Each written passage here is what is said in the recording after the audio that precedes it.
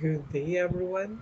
I am Kenner Garcia from Bataan Peninsula State University, and for today's discussion, we are going to discuss a very important poem written in the Victorian era. It is the Robert Browning masterpiece entitled My Last Duchess. So, before we proceed to the discussion of this poem, I would like to cite the two objectives for today's discussion. The first one is to recognize through the poem the element of tone, and the second one is explain the significance of Browning's My Last Duchess. So, Robert Browning's inspiration for My Last Duchess came from the Duke and Duchess Ferarra. The Duchess died under a very suspicious circumstances. She was married at 14 and dead by 17. Browning uses these suspicious circumstances as his inspiration to create this poem that dives deep into the mind of a powerful duke who wishes to control his wife in every aspect of her life, including her own feelings. So Browning of this Victorian age wrote this real-life poetry that reflected upon some of the darkest aspects of the era, which is the Victorian era. So one of those aspects, of course, is the treatment of these wives by their own husbands. So we are familiar with Henry the VIII, who has so many wives, whom he accused and executed when he is tired of them. So Robert Browning reveals that this mentality was widespread during this era or this time. So their wives were viewed as disposable, and their husbands could often accuse them to go away with them and desire to marry another woman or someone else.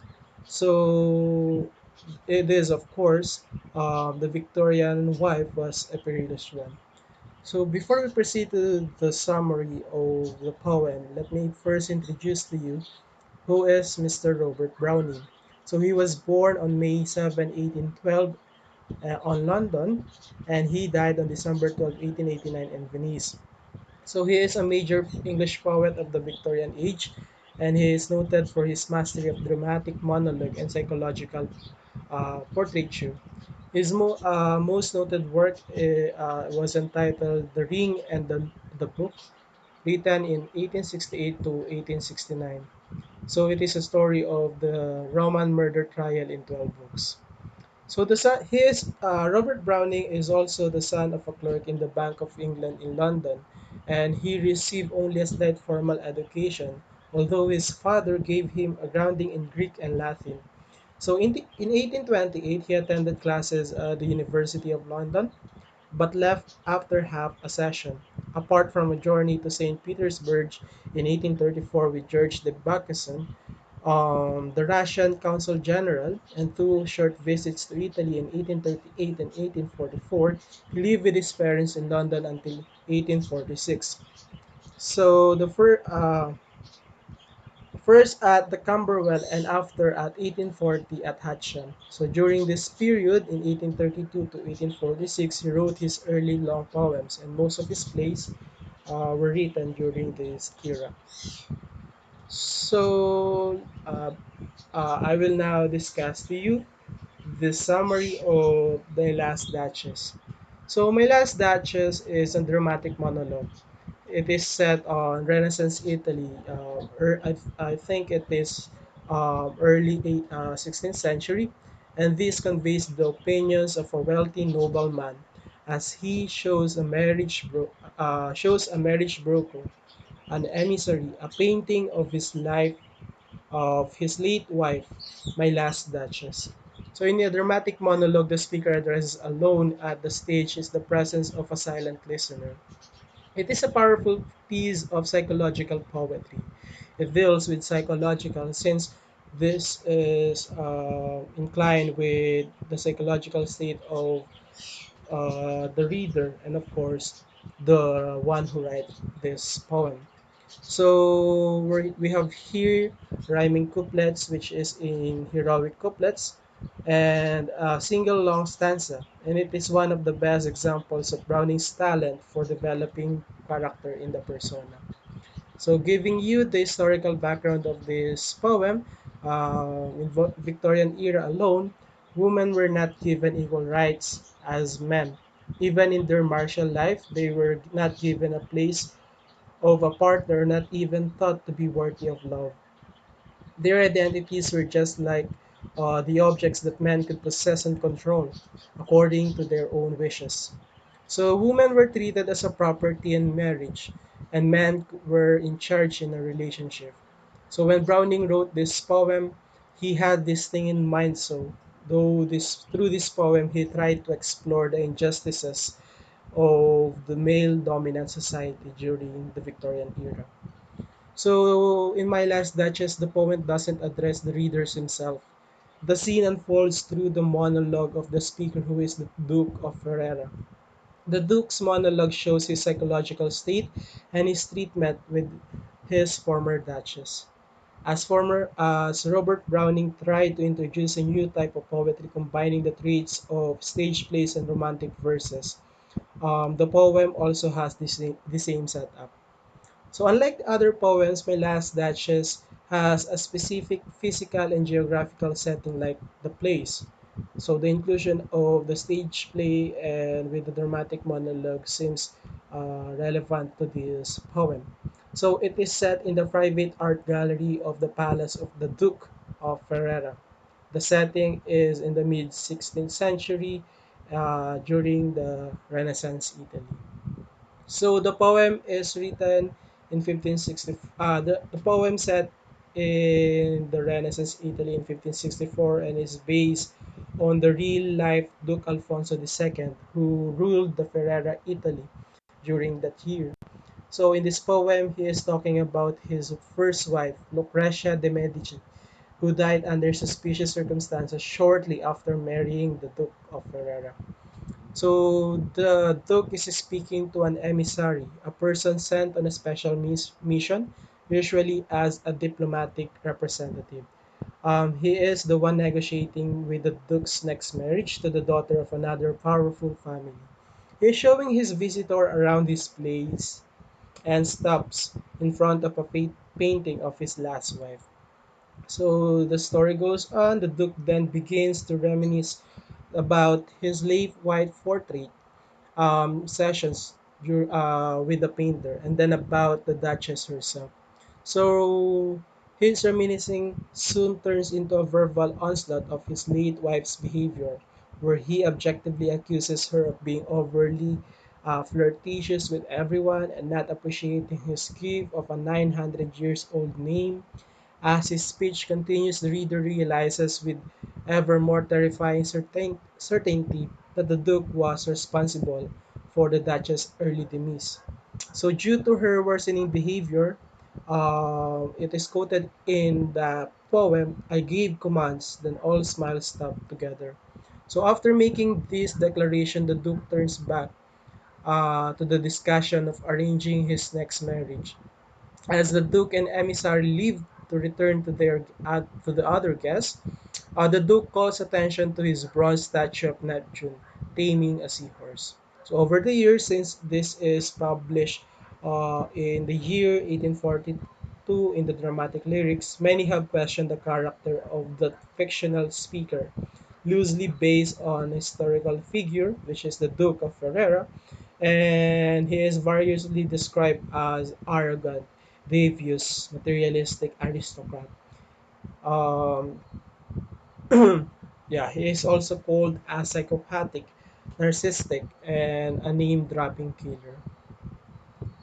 So, My Last Duchess is a representative of jealousy. So the poem presents a monologue of a duke who is telling about the demise of his last duchess. At the outset, he displays the painting of his late wife and talks about her character traits. First, he acknowledged the mastery of the painter for painting a lifelike picture of his mistress, the duchess. So then he accuses his mistress of having a heart that was too soon made glad and too easily impressed. He did not like her soft, impartial, and polite manners. Therefore, he blames her for being so gentle and so kind. Although her death is suspicious, the Duke gets away with the murder on account of his status and power. Thus, the poem exhibits a vicious, psychotic, and controlling mind of the Duke, who hated his wife due to her positive nature. So here we have the major themes in My Last Duchess. So jealousy, hatred, and power are the major themes of this poem. So Browning has presented the character of a duke who wants to rule his woman with an iron fist. He talks about his late wife and details the reason why he did not like her. He could not tolerate the idea that his wife was easily attracted towards the strangers and responded them happily. It is due to this behavior his wife is not alive. That is why he seems to be a psychopath, jealous and self-centered man who only wishes to control his kingdom but also wants to govern the lives of his near and dear ones. Moving forward, we have here the symbols, imagery, and wordplay. So the first symbol of the poem is the Frapandolph's painting of the Last Duchess. So the most obvious symbol in My Last Duchess is the one the Duke spends most of the time talking about, the portrait made by Frapandolph. So it is hung in the wall of the private gallery. Intriguingly, the Duke doesn't say much about the painting itself, except that it's lifelike and that it seems to capture the Duchess' emotional state. We don't get any sense of what pose the Duchess is in, what she's wearing, or what the color scheme or brush strokes. What we do learn about the painting is that it's painted directly on the gallery wall, and so the Duke has to keep it covered by a curtain so that he can keep controlling who views that painting. Another part of the symbol imagery and wordplay is that spot of joy. So when the Duchess is happy about something and we really mean anything, her marriage, her dinner, the weather, anything at all, she smiles and blushes. And the Duke describes her blush as a spot of joy, written in the line 21 that appears in her cheek. So the spot of joy is an involuntary signal of the Duchess' pleasure, something that she can't control, that betrays her inner feelings to the world. And the Duke thinks of that spot, as a stain, a symbol of her tainted nature. Moving forward, we have the smiles. So along with the blushes, the Duchess bestows pleased smiles on anyone and anything that brings a little bit of joy into her life. Duke thinks that the Duchess should only smile for him. Um, the Duke thinks that these smiles always the way you might think of a collector items. They are worthless, maybe even no worth, because she gives out so many of them, and that jealousy comes along with the Duke. So in fact, it seems like the Duke thinks that the Duchess should only smile for him, taking pleasure in your life, let alone in its subtle details, just doesn't fit with his prestige and power philosophy. Next is the stooping. I'm sorry. It is important to notice that when the Duke describes something that he thinks is inappropriate or base for him to do, he does so by calling it stooping. Stooping, by definition, is lowers one's moral standards so far as to do something reprehensible. So he considers himself to be on a high social pedestal with his 900 years old name and his wealth.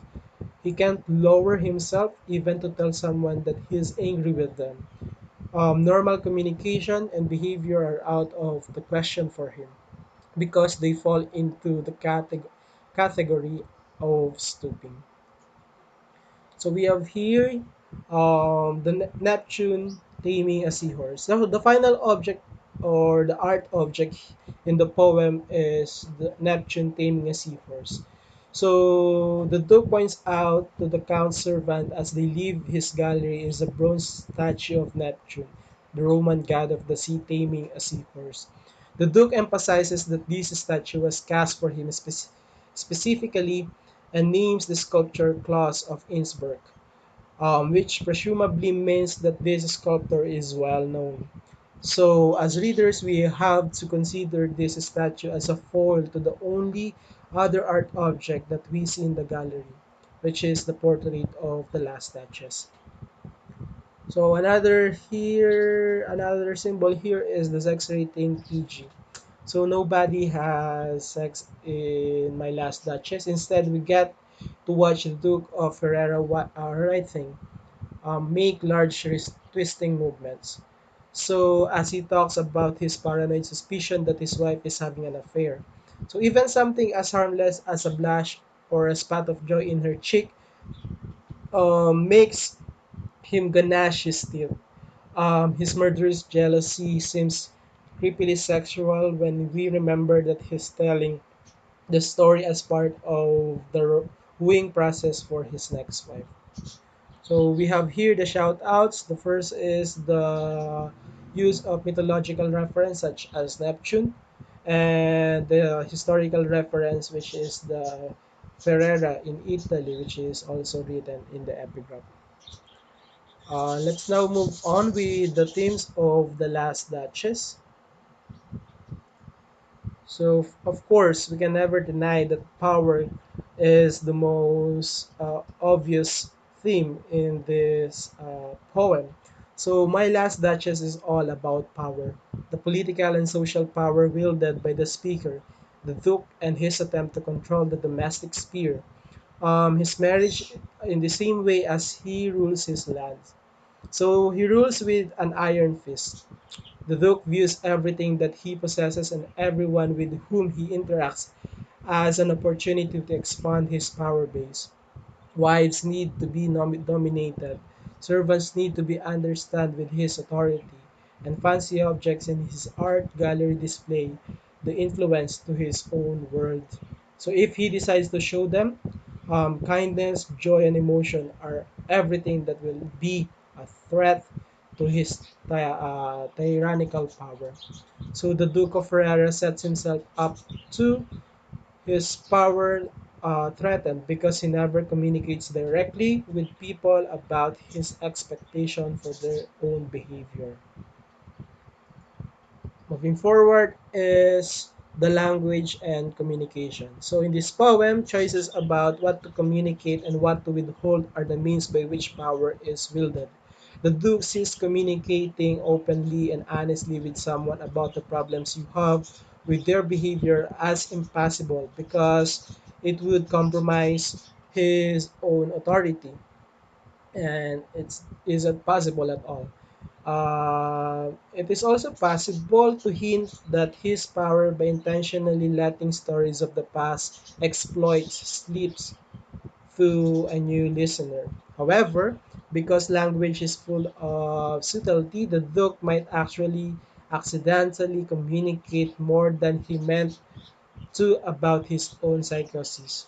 So the Duke is only able to describe his maniacal feelings to someone who is not the object of those feelings. Therefore, he only spoke to that person who has, he think, who has the authority to speak with.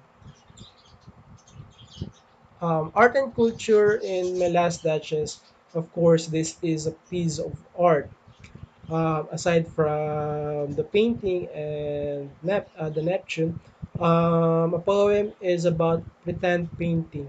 The speaker of the poem, of course, the Duke of Ferrara, is a collector of object d'art or art objects which he displays privately in order to impress people because he has the authority, he has the power that he can exploit to everyone.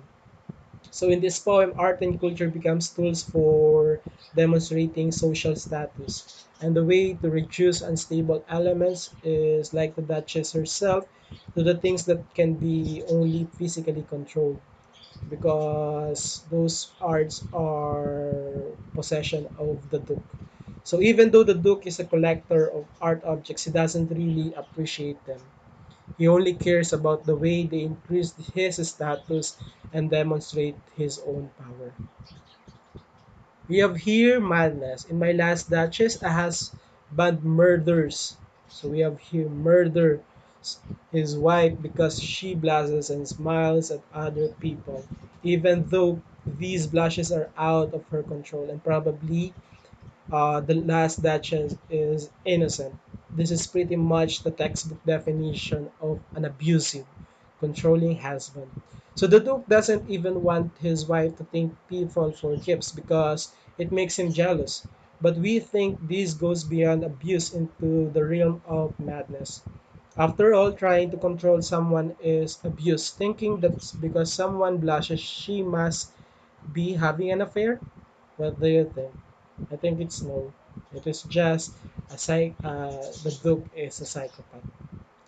And that she only remedy the murder, that is just insane. So the Duke obsession with totalitarian power and his tendency to punish innocent or nearly behavior with the most extreme penalties make it clear that he is totally a psychopath. And yeah, we have here the jealousy.